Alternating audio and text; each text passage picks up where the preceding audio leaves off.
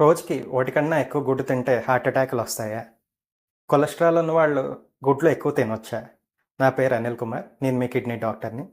యూజువల్‌గా ఒక హెల్తీ మనిషి యావరేజ్ రిక్వైర్మెంట్ సుమారు 300 మిల్లీగ్రాముల కొలెస్ట్రాల్ తినొచ్చు. అదే విధంగా ఒక డయాబెటిక్ పర్సన్ లేదంటే హైపర్ టెన్షన్ లేదంటే హై రిస్క్ గ్రూప్స్ అంటే వాళ్ళకి కొలెస్ట్రాల్ ఎక్కువ ఉండి హార్ట్ అటాక్‌లు ఇవి వచ్చే అవకాశాలు ఉన్న వాళ్ళు సుమారు 200 మిల్లీగ్రాములు తినే అవకాశం ఉంది.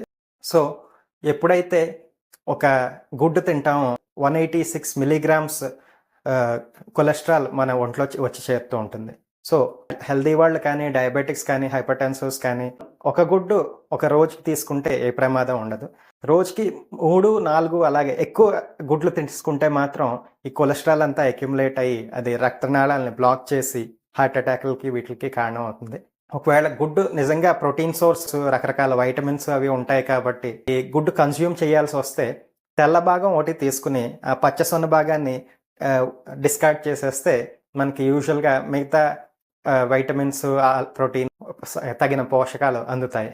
సో, రోజుకి ఒక గుడ్డు అయితే ఎవరైనా తీసుకోవచ్చు. హై రిస్క్ గ్రూప్స్ మాత్రం రోజుకి 2 గుడ్ల కన్నా ఎక్కువ తింటే మాత్రం వాళ్ళ ఆరోగ్యాన్ని పాడు చేసుకున్న వాళ్ళవుతారు. సో, ఈ అడ్వైస్ మీకు యూజ్ అవుతుందని భావిస్తూ సెలవు తీసుకుంటాను. Thank you.